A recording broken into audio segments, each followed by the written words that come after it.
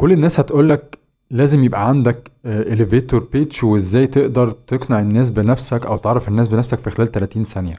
بس مفيش حد هيقولك على الطريقة اللي الناس فعلا بتستخدمها عشان تعمل حاجة زي كده.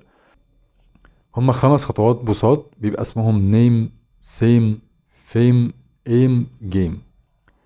اول خطوة النيم، بتبدأ تعرف نفسك عادي بطريقة سهلة. انا اسمي فلان الفلاني، شغال في المجال الفلاني او بدير شركة فلانية.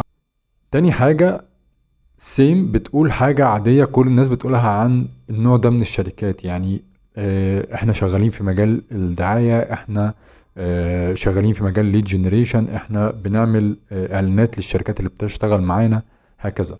تالت حاجة فيم، هنا لازم بتقول لهم حاجة مبهرة بتدي ديفرنشيشن ليك عن الشركات اللي شغالة في نفس المجال. على سبيل المثال مثلا بتقول احنا دخلنا السنة اللي فاتت مليون جنيه للشركات اللي شغالة معانا، او بتقول ان احنا السنة اللي فاتت دخلنا اكتر من 10,000 ليدز للشركات اللي شغالة معانا، هكذا.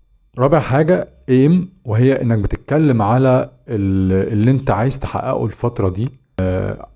زي على سبيل المثال انا بقول ان احنا شغالين بسي ار ام او سوفت وير بيسهل عملية متابعة العملاء وارسال الايميلات والحاجات دي كلها. خامس حاجة اللي هي الجيم، وهنا انت بتتكلم عن الفيجن بتاعتك وبتاعت الشركة يعني على سبيل المثال بتقول ان احنا بنحاول ان احنا نبقى اول شركة بتشتغل ليد جنريشن عن طريق الذكاء الاصطناعي.